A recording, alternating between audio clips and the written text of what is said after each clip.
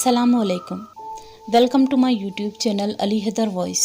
तमाम video updates के लिए मेरे चैनल अली हैदर वॉइस को ज़रूर सब्सक्राइब कर दें और बेल नोटिफिकेशन भी ऑन कर दें ताकि आपको मिलती रहे हमारी तमाम वीडियो अपडेट्स। तो आइए सुनते हैं किसी की ज़िंदगी पर बीतने वाली एक नाकाबिले फरामोश कहानी। हमारी इस जीती जागती कुर्रे अर्ज़ की दुनिया से अलग थलग एक और अजीब दुनिया भी मौजूद है। मैंने उस दुनिया का हल्का सा मुशाहिदा किया है जो मेरे लिए इतना खौफनाक और तहय्युर अंगेज़ था कि उस पर यकीन करना आसान नहीं। मैं यहाँ जो कुछ भी सुना रहा हूँ वो हकीकत पर मबनी है। वो वाक़यात कुछ इस अंदाज़ में मेरे सामने पेश आए थे कि उन लम्हों ने मेरे जहन को अरसे तक माऊफ रखा। कभी कभी मैं बेहद गहराइयों से सोचता हूँ कि मैंने जो कुछ भी देखा या मेरे साथ जो हुआ या मैंने जो कुछ सुना क्या वाकई ऐसा हुआ था। शायद मैं उन भयानक वाक़यात को मरते दम तक फरामोश न कर सकूं। आज से तकरीबन 45 साल पहले की बात है। उस वक्त मेरा सफ़र बहुत मुश्किल था। मैं हुकूमत का एक अदना सा कारिंदा था। उस वक्त मुझे अपने आप को साबित करने के लिए बहुत सी दुश्वारियों और मुश्किलात से होकर गुज़रना पड़ रहा था। फिर मेरी मंजिल हमायत बाग का वो महल था जो मुग़लों के हाथों तामीर करदा बेहद खूबसूरत और खुशनुमा था। वो बाग शहर में होकर भी ऐसा था मानो वो शहर में है ही नहीं। वसी और इस हमायत बाग में अनवा व अक़साम के फलों के पेड़ थे। यहाँ जितने भी पेड़ थे वो सब के सब शाही पेड़ थे, जिसमें शाही जाम, जामन, आम, इमली, यहाँ तक कि इसमें मौजूद खजूर के दरख्त भी शामिल थे। बेशुमार दरख्तों के झुरमुट के उस पार एक तरफ नहर के बिल्कुल करीब रंग महल आबाद था। मैं इस बात से लाइल्म था कि ये कौन सा महल है, इसलिए मैं भी मुकामी लोगों की तरह इस महल को रंग महल के नाम से ही जानता था। आज पहली रात मेरी महल के एक खूबसूरत कमरे में गुजरी, लेकिन बेहद आरामदेह बिस्तर पर भी मुझे हरगिज़ नींद न आई थी। ऐसा लग रहा था कि जैसे कोई कमरे में खड़ा मुझे यकसा घूरे जा रहा है। मैं वाज़े तौर पर इसलिए कह रहा हूँ कि जो कोई भी उस वक्त मेरे कमरे में था, मैं उसके चलने की आहट और दबी दबी सी आवाज़ को साफ महसूस कर रहा था। सुबह मैं जल्दी ही उठा और फजर की नमाज के बाद मैंने हल्का सा नाश्ता किया और बाग में टहलने के लिए निकल पड़ा। उस ज़माने में हमायत बाग में पेड़ों के अतराफ एक छोटी सी पगडंडी ही हुआ करती थी। मैं अखबार हाथ में लिए बाग के अंदर हर तरफ चक्कर लगाने लगा। फिर मैंने देखा कि कुछ दरख्त यहाँ ऐसे भी थे कि उन्होंने ज़मीन पर सूरज की रोशनी किसी हद तक रोक रखी थी। इस कदर घने और सायादार थे वो पेड़ कि मुझे यहाँ अजीब से डर का एहसास हो रहा था। खैर, मैंने वहाँ से भी हरकत की और अलग अलग जगहों का जायज़ा लेने लगा। मैं उस वक्त पूरा बाग तो ना देख सका क्योंकि मुझे ये बाग बहुत पुरअसरार मालूम पड़ रहा था। दूर दूर खामोशी और सन्नाटे का राज था। फिर कोई 10 से 11 बजे के आसपास लोग यहाँ सैर व तफरीह के लिए आने लगे, लेकिन हैरान कुन बात तो ये थी कि हर कोई हमायत बाग में अलग अलग हिस्सों में घूमता या नहर में नाव के ज़रिए सैर करता, पेड़ों तले आराम करने लगता, लेकिन मजाल थी कि कोई भी बशर महल के हुदूद में भी आ जाए। ये क्या माजरा था, मैं इस बात से बेखबर था। खैर, मेरे काम का वक्त भी हो चला था, इसलिए मैं भी धीरे धीरे कदमों को हरकत देता हुआ महल की जानिब चल दिया। कुछ और अफसरान भी मेरे साथ आए हुए थे क्योंकि इस महल को हुकूमत ने सैलानियों के लिए होटल में तब्दील करना था और एक मोटी रकम वसूल करनी थी जो बाग के और पेड़ों के फलाह व बहबूद में काम आ सकती थी। काम का पहला दिन था, इसलिए मैं और साथी 2 अफसर भी तमाम दिन मसरूफ़ ही रहे। दोपहर का खाना भी हमने शाम 5 बजे नोश फरमाया। काफ़ी मसरूफियात भरा दिन था वो। उस मसरूफियत में भी मेरे जहन से ये बात दूर न थी कि यहाँ हम तीनों के अलावा और भी कोई मौजूद है जो लगातार हमारे इर्द गिर्द ही रहा था। दिन के वक्त लोगों की चहल पहल से रौनक़ें तो रही थी, लेकिन शाम होते ही यहाँ का आलम और माहौल पुरअसरारियत में ढलता गया। शाहिद और जुनैद शाम होते ही अपने अपने कमरों में सोने के लिए चले गए, लेकिन मुझे ना तो सुकून था और ना चैन। उस खूबसूरत महल में मुझे हर तरफ घुटन ही महसूस होती थी। उसी के सबब मैं शाम होने के बाद भी महल से बाहर बाग में चहल कदमी के लिए निकल गया। चलते चलते मेरा रुख नहर की जानिब हुआ। फिर पैरों को हराहत देते हुए मैं एक बड़े से पत्थर पर जा बैठा, जहाँ शुमाल की सिमत मुझे महल दिखाई देने लगा। सुनहरी शाम के बाद धुंधला सा अंधेरा फैला, लेकिन मैं हैरत में था कि गुरूब आफताब के बाद महल पर अलग अलग रंग बिखर रहे थे। कभी महल नीला दिखाई देता तो कभी लाल, कभी हरा तो कभी पीला। यहाँ ये क्या मुअम्मा था, मैं इस बात से महरूम था। महल इतना रंग बिरंगी दिखाई दे रहा था कि जैसे कोई आसमान से महल पर रंग बरसा रहा हो। मैं उसी कश्मकश में बैठा था कि अचानक आकर मुझे एक बुजुर्ग ने पूछा, क्या बात है, कहाँ के रहने वाले हो और अपने घर अब तक गए क्यों नहीं? फिर महल से ध्यान फेरते हुए मैंने उन बुजुर्ग को झुंझलाकर जवाब दिया, जी कुछ कहा आपने मुझसे? अरे भाई, मैंने पूछा कहाँ के रहने वाले हो और अब तक यहाँ से गए क्यों नहीं? ओ जी बाबा, मैं एक सरकारी मुलाजिम हूँ और इस छोटे से महल को होटल में तब्दील करने के लिए यहाँ पर बुलवाया गया हूँ। फिर वो बुजुर्ग हैरत ज़दा होकर मुझसे पूछने लगे, कब आए बेटा तुम यहाँ? जी मैं परसों रात को ही हाजिर हुआ हूँ। फिर वो बुजुर्ग कुछ सोचते हुए कहने लगे, अच्छा अच्छा, महल में अपना ख्याल रखना, अब मैं चलता हूँ, मेरे जाने का वक्त हो गया है। ये कहकर वो बुजुर्ग वहाँ से चले गए और जो नज़ारा वहाँ बैठकर मैं देख रहा था वो भी कहीं खलाओं में गायब हो गया। इसलिए मैं भी महल की तरफ चला गया। महल में आकर मैं अपने कमरे में चला आया। थोड़ी देर बाद अब्दुल आया, मुझसे खाने के बारे में पूछने लगा। मैंने उसे मना किया और फ़ौरन ही बिस्तर पर लेट गया। दिन भर की थकावट थी, इसलिए नींद भी मुझे आ गई। कुछ घंटा 2 घंटा ही सो पाया कि अचानक से मेरी आँख खुल गई। मेरे पलंग से कुछ ही फासले पर एक लड़की खड़ी थी। उसको देखते ही मैं झटपटाया और फ़ौरन उठकर बैठ गया और जल्दबाजी में ही पूछने लगा। यकीनन उस वक्त मेरे जिस्म के साथ साथ मेरी ज़बान भी काँप रही थी। कौन हो तुम और अंदर कैसे आ गई? फिर यकलख मेरी नज़र दरवाजे पर पड़ी, जिसकी कुंडी अंदर से अच्छी तरह बंद थी। जवाब दो मुझे, तुम यहाँ क्या कर रही हो और बिना दरवाज़ा खुले तुम अंदर कैसे दाखिल हो गई? अभी मैं लड़खड़ाते कदमों से उठकर खड़ा ही हुआ तो वो लड़की धीरे से मुझसे कहने लगी, ये कमरा तो मेरा है और आप मेरे कमरे में हैं। जुर्रत तो देखिए, मुझे ही पूछ रहे हैं कि मैं यहाँ क्या कर रही हूँ। क्या ये आपका कमरा है और वाकई में मैं आपके कमरे में हूँ? आपने पहले क्यों नहीं बताया? लेकिन मैं जब कमरे में आया तो आप कहाँ थी? मुझे तो आप कहीं भी नज़र नहीं आई। जी मैं इसी कमरे में थी। अच्छा तो फिर मैं माजरत ख़्वाह हूँ, आप सो जाएं, मैं अगले कमरे में चला जाता हूँ। मैं कुर्ता पहनकर जाने ही लगा था कि अचानक पीछे से मुझे एक आवाज़ आई, क्या वहाँ जाकर भी सो पाओगे? नींद आ जाएगी तुम्हें?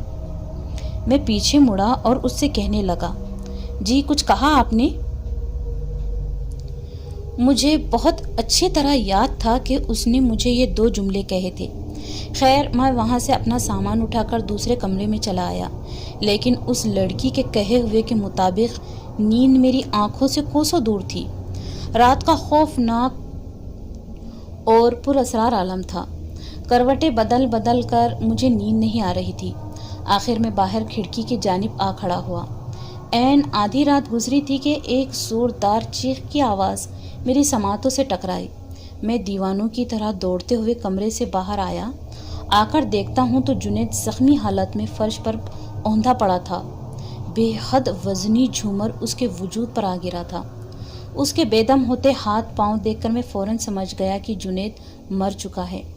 शाहिद और मैं कांच के टुकड़ों से बचते बचाते जुनैद की तरफ जा ही रहे थे कि अचानक महल में एक आवाज़ सर बुलंद होने लगी, क्यों आए हो यहाँ? ये महल मेरा है, मेरा है ये महल। मैं इस महल को कभी आबाद नहीं होने दूंगी। जाओ यहाँ से, चले जाओ यहाँ से। अभी आवाज़ बंद हुई ही थी कि अब्दुल और 2 आदमी महल में दौड़ते हुए आ गए और हम दीवानों की तरह महल में इधर उधर देखने लगे कि किसी के ना होते हुए भी ये आवाज़ कहाँ से आ रही थी। फिर किसी तरह झूमर का मलबा हटाया गया और जुनैद की लाश बरामद हुई। شاہد یہ سمجھ چکا تھا کہ یہ محل آصف زدہ ہے، یہاں کسی زور روح کا بسیرا ہے۔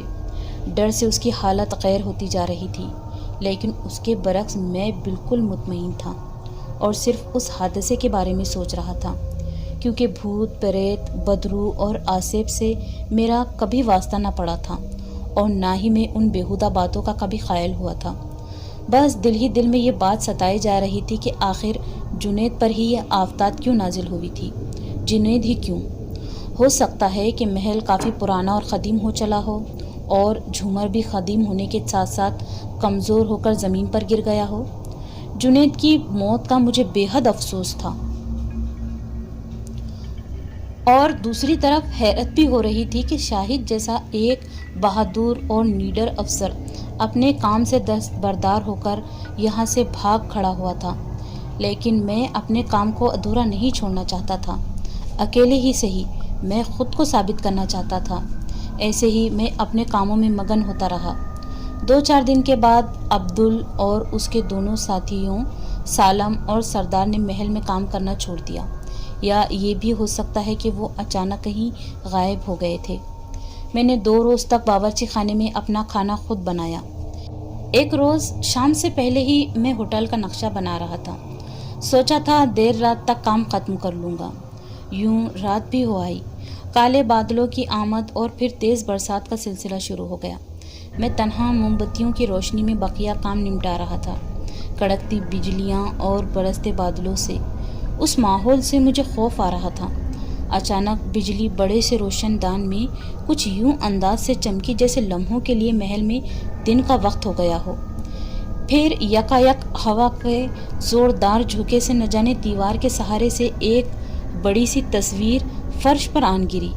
اس تصویر کے گرنے سے میں اس طرف ہاتھوں میں روشنی لیے چل پڑا۔ حیران تھا کہ میں اتنے دنوں سے یہاں رہ رہا ہوں، لیکن میں نے پہلے اس تصویر کو اس دیوار پر کبھی نہیں دیکھا۔ نہ جانے یہ کہاں سے گری ہوگی۔ میں نے تصویر گھمائی تو ایک خوبصورت لڑکی جیسے وہ ابھی بول پڑے گی۔ میں اس لڑکی کے خوبصورت نین و نقش پر فدا ہو گیا اور اس کے حسن میں کھو گیا۔ ہوا کی سرسراہٹ ہوئی تو میں نے خود سے ہی بڑبڑایا، واہ کیا کاریگری ہے! اگر تم اس تصویر میں نہ ہوتی تو تم میری دلہن ہوتی۔ میں نے تصویر ہاتھ میں پکڑی اور ٹیبل پر رکھ دی۔ پھر میں چائے بنانے کے لیے باورچی خانے میں داخل ہوا ہی تھا کہ اچانک مجھے سارا محل مسمار ہوتا ہوا دکھائی دینے لگا۔ محل کچھ ہی لمحوں میں کھنڈر میں تبدیل ہوتا گیا۔ میں وہاں سے فوراً بھاگا اور محل کے اندر کمرے کی طرف بڑھ ہی رہا تھا کہ میری آنکھوں کے سامنے محل کے تمام دروازے بند ہو گئے۔ ہر طرف ملبہ ہی ملبہ بکھر گیا۔ اس سے پہلے میں کچھ کر پاتا، وہ ٹیبل پر رکھی تصویر خود بخود فرش پر دھڑام سے آن گری اور اس پراسرار تصویر کا شیشہ تڑکنے لگا۔ کچھ ہی لمحوں میں وہی خوبصورت لڑکی ٹوٹی پھوٹی تصویر سے نمودار ہوئی۔ میں ڈر کے مارے ادھر ادھر دیکھ کر مدد مانگ رہا تھا اور چلا رہا تھا کہ یہاں اب تک سب ٹھیک تھا، کوئی بتائے گا یہاں یہ کیا ہو رہا ہے، کوئی میری مدد کر دے گا۔ میں دیوانہ وار چلانے لگا اور پیچھے ہٹنے لگا۔ پھر میں کیا دیکھتا ہوں کہ تصویر والی لڑکی مجھے میری طرف بڑھتی ہوئی نظر آ رہی تھی۔ میں نے گھبراہٹ میں اس سے پوچھا، کون ہو تم اور یہ سب یہاں یہ کیا ہو رہا ہے؟ وہ لڑکی خاموشی سے آ کر میرے گلے لگ گئی اور کہنے لگی، میں تو تمہاری دلہن ہوں۔ ابھی ابھی تم نے خود کہا مجھ سے کہ تم میری دلہن ہو۔ اپنی دلہن کو چھوڑ کر وہاں کیوں بھاگ رہے ہو، جبکہ تم مجھ کو جانتے ہو، محسوس کرتے ہو؟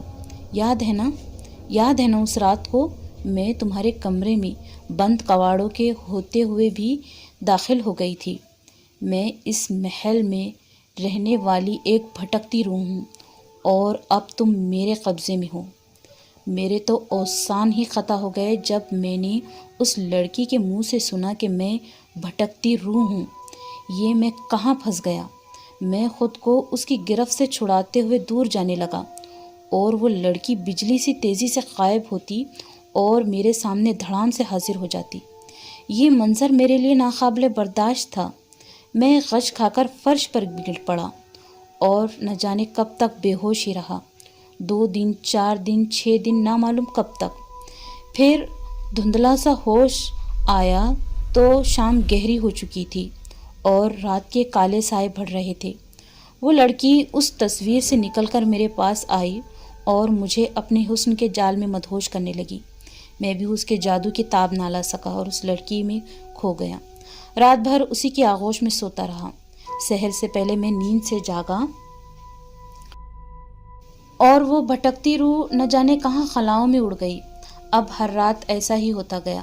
میں راتوں کو اس روح کے ساتھ جاگتا اور دن کی روشنی میں بے ہوش ہو جاتا۔ مجھے ہوش کبھی مغرب ہونے سے پہلے آتا تو کبھی مغرب کے بعد۔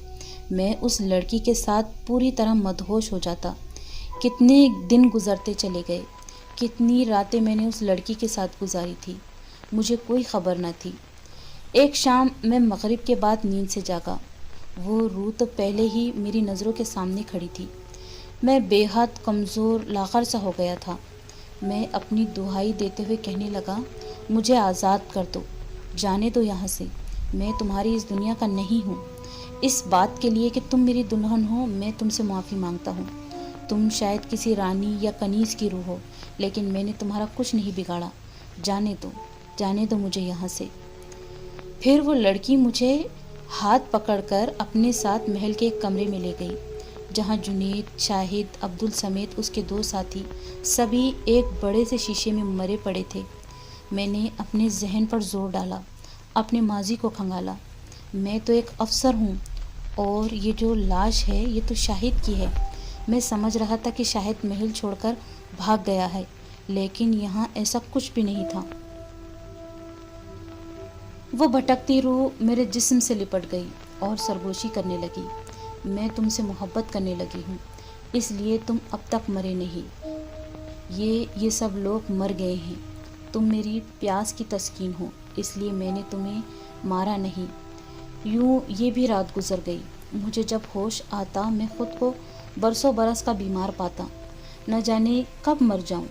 ایک رات میں اپنے ماضی سے کچھ یادداشت ساتھ لایا۔ میں تو نماز پڑھتا تھا، اپنے یکتا رب کی عبادت کرتا تھا۔ پھر میں نے اس روح سے اپنی رہائی کیوں مانگی، جبکہ میرا اللہ موجود ہے، وہی ہمارا خالق ہے۔ پھر کیسے نہ جانے کوئی کرشمہ ہوا اور مجھے ہوش تب آیا جب مغرب کی اذان کی صدائیں بلند ہو رہی تھی، میرے کانوں میں گونج رہی تھی۔ میں نے اللہ سے ہاتھ اٹھا کر اپنی رہائی کی دعا مانگی، اے اللہ، تو مارنے والا اور بچانے والا بھی تو، بس مجھے اس روح کے ہاتھوں ذلت کی موت مرنے سے بچا، مجھے یہاں سے آزاد کر دے، تو مجھے اپنے شکر ادا کرنے والے بندوں میں پائے گا۔ یوں میں اللہ کے حضور سجدہ ریز ہو گیا۔ کچھ لمحے بعد محل کی دیوار ڈھاتی ہوئی مجھے نظر آ گئی، جہاں دنیا و مافیا کا روشن منظر میرے سامنے تھا۔ میں نے شکر الہی ادا کیا اور اپنی پوری قوت سمیٹ کر اٹھ کر کھڑا ہو گیا۔ میں تھکا تھکا نڈھال سا بیمار جسم لیے اس اجالے کی طرف بڑھ رہا تھا۔ پیچھے وہی لڑکی مجھے اپنی کشش سے کھینچتی۔ مڑ کر دیکھا تو اس کی سرخ بڑی بڑی پھیلی ہوئی آنکھیں اور چہرے پر قباست تھی جو مجھے کسی حال منظور نہیں تھی۔ مجھ میں نہ جانے کہاں سے اتنی طاقت اور ہمت آئی تھی کہ میں اس آسیب زدہ محل سے نکلنے میں کامیاب ہو گیا تھا اور میں گرتے پڑتے نہر کے قریب آ گیا۔ وہاں آ کر میں نے اپنے چہرے کو پانی سے دھونا چاہا۔ جو ہی چہرے پر ہاتھ پھیرا تو مجھے میرے سر اور داڑھی کے بال لمبے محسوس ہوئے۔ میں خود سے ہی بولنے لگا کہ میں آخر کتنا عرصہ وہاں قید رہا۔ پھر کچھ دیر ٹھہرنے کے بعد وہیں ناؤ چلانے والا بوڑھا حاضر ہوا۔ کہہ رہا تھا، اے بھائی، کون ہے تو؟ یہاں کیا کر رہا ہے؟ میں نے شناسا ہو کر بتایا، بابا یاد ہے، میں نے آپ کو یہی کہا تھا کہ میں سرکاری ملازم ہوں اور محل کو ہوٹل بنانے آیا ہوں۔ میرے ساتھ میرے اور بھی افسران تھے۔ پھر ماتھے پر بل ڈالتے ہوئے بوڑھے نے سوچا، ارے کہیں تم وہی تو نہیں جو 2-2.5 سال پہلے یہاں آئے تھے، لیکن تم اور تمہارے ساتھی افسر سب مر گئے تھے۔ پھر بیٹا تم یہاں کیسے؟ اور تم کہاں سے آئے ہو؟ اور اب تک کہاں تھے؟ بابا جی، میں خود کشمکش میں ہوں کہ میں زندہ اس رنگ محل میں کیسے پھنس گیا۔ آپ نہیں جانتے وہاں ایک ذی روح ہے جو اب بھی موجود ہے اور نہ جانے کتنے سالوں سے بھٹک رہی ہے۔ چاروں نہ چار میں بھی اتنا عرصہ اسی کے ساتھ رہ رہا تھا۔ میں کیسے بچ گیا یہ تو میرے اللہ کا کرم ہے۔ مگر بیٹا تم محل میں تھے تو کیسے اور کہاں تھے؟ محل تو ہر طرف سے زمین دوز ہو گیا ہے، تم باہر کیسے آئے؟ ایک رات ہم کو خبر ملی تھی کہ تم سبھی افسر پر اسرار موت مر چکے ہیں، اور اس کے اگلے ہی روز محل کسی زلزلے کی مانند زمین بوس ہو گیا ہے۔ میں نے بس اپنے زندہ سلامت ہونے کا ہی شکر ادا کیا۔ میں اس بوڑھے کو بنا کہے ہی وہاں سے اپنی راہ چل پڑا، کسی طرح اپنے شہر بھی پہنچا، جہاں اب صرف میری بوڑھی ماں ہی رہتی تھی۔ ابا ایک لمبی بیماری کے بعد فوت ہو گئے تھے۔ اس بوڑھے کے کہے ہوئے کے مطابق میں 2.5 سال تک محل میں دفن تھا، لیکن مجھے لگتا تھا کہ میری تو آدھی زندگی ہی اس محل میں بیت گئی تھی۔ پھر میں نے اپنی خالہ زاد سے شادی کر لی۔ شادی کے کچھ سال بعد میں نے تاریخی عمارتوں، محلوں اور حویلیوں کو توڑنے کا کام پھر سے شروع کر دیا، لیکن کبھی کبھی کچھ خاص راتوں کو رنگ محل والی روح میرے خوابوں میں آ کر مجھ سے کان میں کہتی ہے کہ میں اب بھی تم سے ہی محبت کرتی ہوں، اس لیے تمہیں اتنا عرصہ بعد تمہیں زندہ جانے دیا ہے، جبکہ میرا مقصد تم سب کی موت تھی۔ میرا ویڈیو بنانے کا مقصد کسی کو برا کہنا یا ہانٹڈ کہنا نہیں ہے۔ اگر میری ویڈیو آپ کو اچھی لگے تو میرے چینل کو ضرور سبسکرائب کریں۔ اللہ حافظ۔